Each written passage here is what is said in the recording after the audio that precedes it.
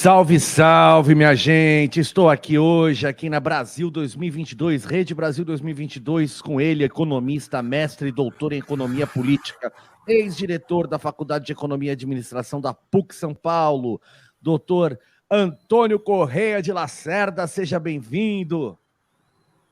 Olá, Danilo e todos aqueles que nos acompanham, uma grande satisfação estar aqui conversando com vocês. O prazer é nosso de tê-lo aqui conosco. Então, a gente vem fazendo esses bate-papos que são de extrema importância para a questão de informação, de esclarecimento de tantas questões que a gente vem vivendo, e nada melhor do que especialistas em diversas áreas para a gente poder bater esse papo. Antônio, eu quero começar aqui perguntando para você como que você enxerga, né, a importância dessa questão desse númerozinho que persegue todos nós brasileiros e brasileiras, esse 22, né? Foi em 1822, na independência do Brasil, foi em 1922 a Semana de Arte Moderna, e agora estamos em 2022 dentro de uma conjuntura que a gente sai de um processo pandêmico, de uma pandemia que afetou, e você como economista sabe muito bem disso, afetou tanto a economia do país, como também socialmente, e sem falar na questão emocional de todos e todas nós, né? Como que você vê essa relação hoje? Bem, o marcos dos 200 anos da independência e dos 100 anos da Semana de Arte Moderna não deixa de ser muito importante para o Brasil, para os brasileiros. Infelizmente, isso ocorre numa conjuntura política, econômica e cultural de retrocesso no Brasil, né? O governo atual, que foi eleito ali em 2018, quer dizer, representou nesse seu quarto ano já no quarto ano, né, de atuação, um grande retrocesso em todos esses campos, no campo econômico, com a estagnação da economia, o aumento da inflação, o aumento do desemprego e a queda da renda dos brasileiros. A deterioração completa dos serviços públicos de uma forma geral, especialmente, eu diria, educação, né, que deveria ser uma prioridade. O enfrentamento da pandemia gerou muito mais vítimas proporcionalmente à população em comparação com qualquer país do mundo, porque houve um negacionismo do governo federal no seu enfrentamento, né? Perdeu-se muito tempo e vidas, milhares de vidas, centenas de milhares de vidas foram perdidas, muito além do que seria provável, né? Porque exatamente houve essa grande transformação.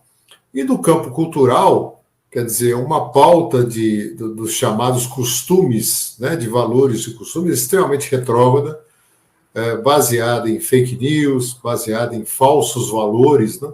Então, essa é a conjuntura que vivenciamos, que é um marco importante dos 200 anos da independência e dos 100 anos da Semana de Arte Moderna, mas temos a esperança de que o povo brasileiro acorde, né? Nós vamos ter eleições gerais esse ano, e é preciso, evidentemente, colocar um fim em qualquer tipo de manobra intervencionista, de manobra golpista, né, que se avizinha ou se prenuncia por parte de autoridades. Isso é o que é o mais relevante, né? Então, eu vejo que temos esse valor da democracia, da preservação do Estado Democrático de Direito, das liberdades democráticas, da liberdade de expressão, da liberdade de opinião, e isso que tem que ser preservado.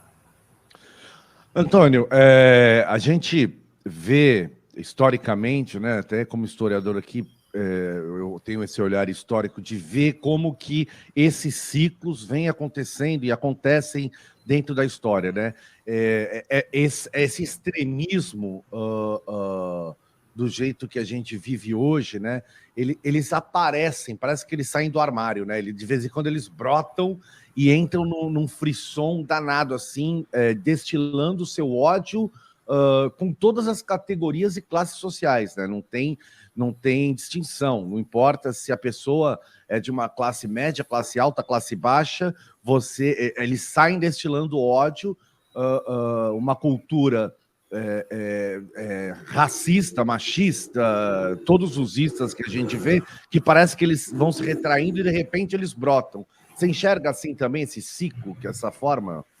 Sim, e lamentavelmente, no campo estritamente da economia ou da política econômica, nós vivenciamos exatamente um ciclo de regressão no Brasil. Veja, a política econômica que foi adotada, que está sendo implementada no governo Bolsonaro, sob o comando do Paulo Guedes e a sua equipe, é uma política absolutamente retrógrada, comparativamente às melhores práticas internacionais, levando em conta a boa literatura internacional. Quer dizer, é um conjunto de valores neoliberais, né, que já foram testados mundo afora e não deram certo, né, e trazem uma visão absolutamente ultrapassada, né?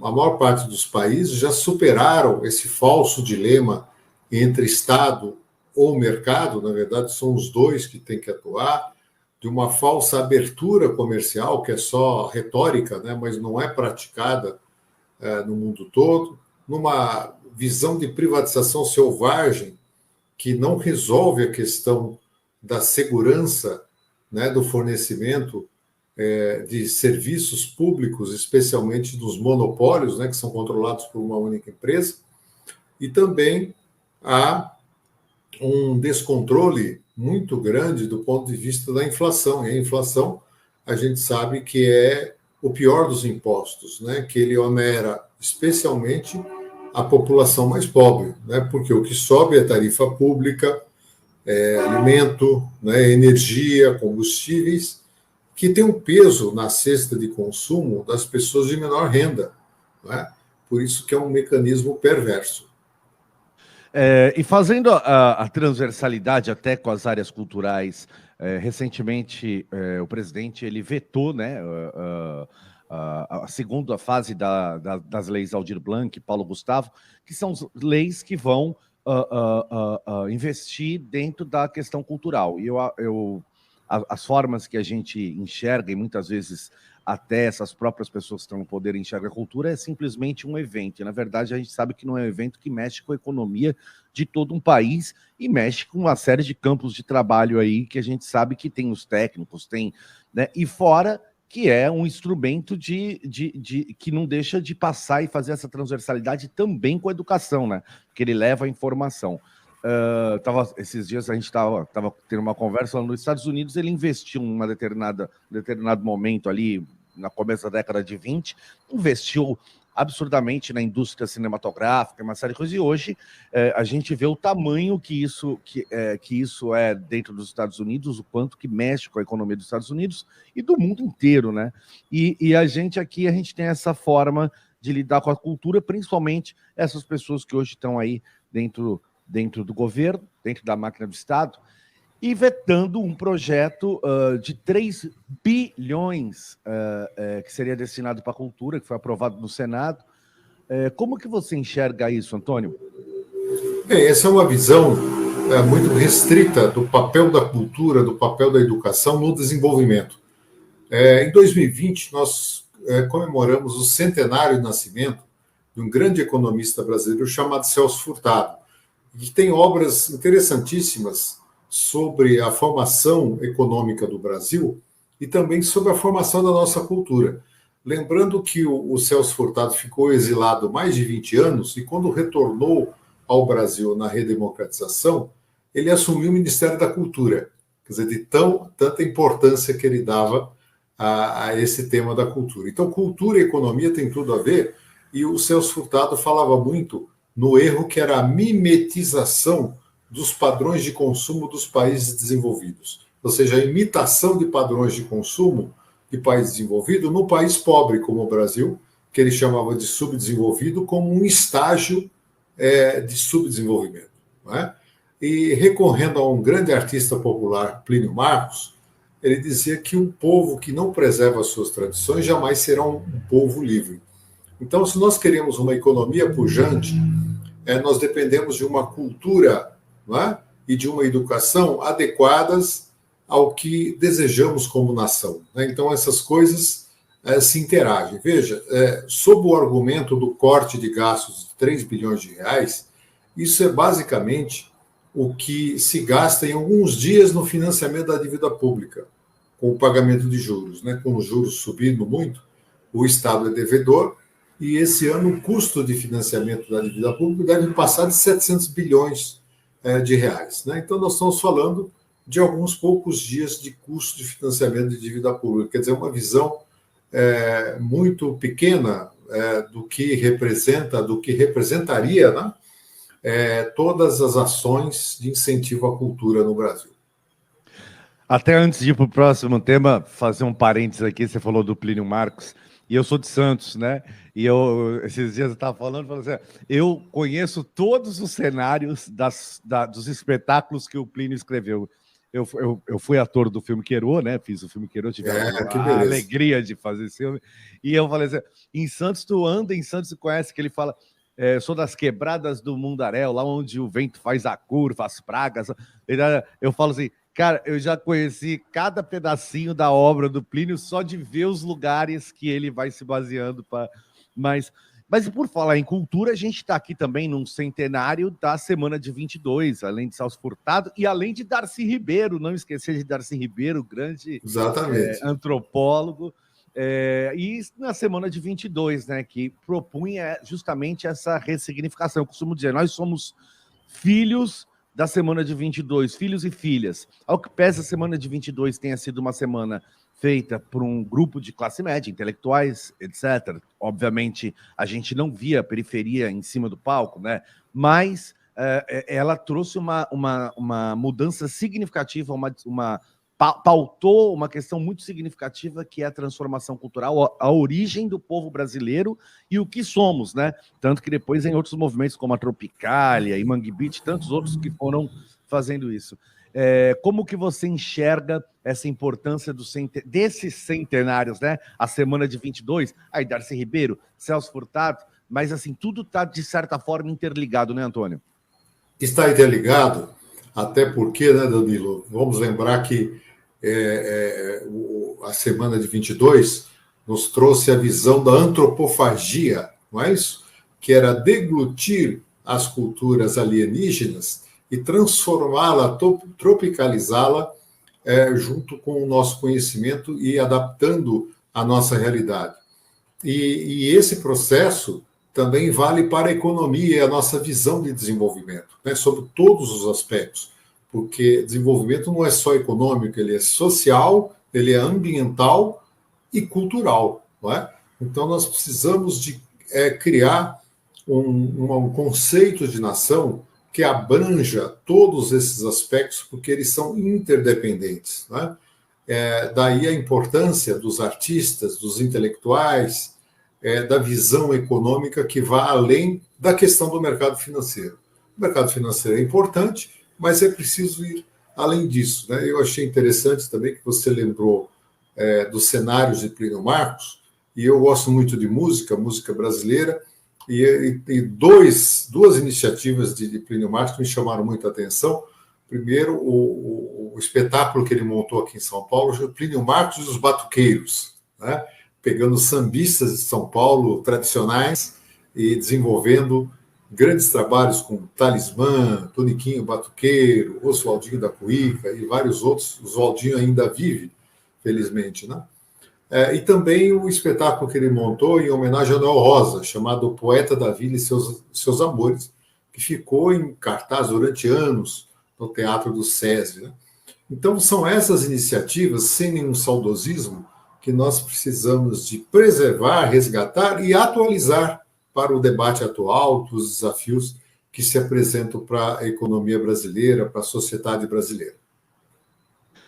Inclusive, Pato n'Água, né, do Bexiga também, que ele, até a canção, aquela música que foi feita, Silêncio, o sambista tá dormindo, e o Geraldo Filme. Geraldo Filme, isso, maravilha.